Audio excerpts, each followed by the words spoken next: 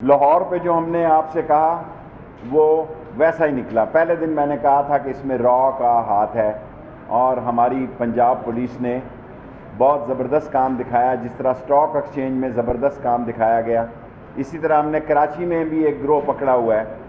اس کا فیصلہ ادارہ کریں گے کہ کب اس کو اناؤنسمنٹ کرنی ہے، کیونکہ پھر کورٹس کے مسئلے شروع ہو جاتے ہیں۔ ہندوستان نے صدق کے دل سے ہمیں قبول نہیں کیا ہے۔ عمران خان نے ایک واضح بات کہی کہ کشمیر کا جب تک اگست کا جو لا قانونیت کا قانون واپس نہیں ہوتا، کوئی ٹریڈ ہندوستان کے ساتھ یا کوئی بات چیت نہیں ہو سکتی۔ اور باقی میں کشمیری ہوں، بعض لوگ اور کشمیر کا میں ووٹر بھی ہوں۔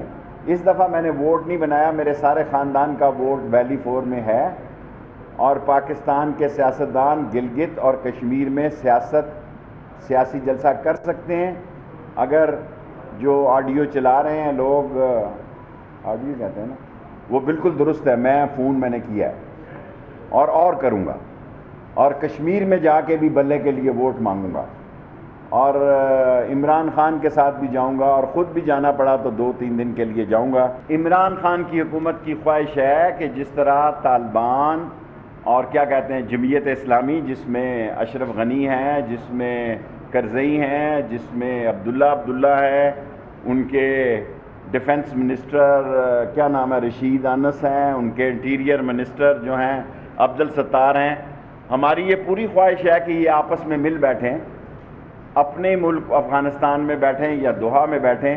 ہمیں خوشی ہوگی جس کو وہ منتخب کریں، جو مسئلہ اپنا افغانستان خود بیٹھ کے حل کرے، وہ پاکستان کے لیے قبول ہوگا۔ دیکھیں یہاں پہلے ہی 30-40 لاکھ افغان مہاجرین ہیں، جیسے جیسے حالات بنیں گے ہم باخبر ہیں۔ اور ابھی قومی سلامتی کی ایک میٹنگ بلائی تھی جنرل قمر جاوید باجوہ صاحب نے، اور جنرل فیض صاحب نے بریفنگ دی۔ ساری قوم سیسا پلائی دیوار کی طرح پاکستان کی سلامتی میں پاک فوج اور پاکستان کی سلامتی کے ساتھ کھڑی ہے۔ کوئی پی ڈی ایم ٹھس ہے، پی ڈی ایم کیا پی ڈی ایم کرے؟ کشمیر کے بعد آپ دیکھیں حالات بدلنے جا رہے ہیں، اور اچھی بات ہے شہباز شریف نے خطاب کیا وہاں پہ۔ میں تو بہت پہلے کہتا تھا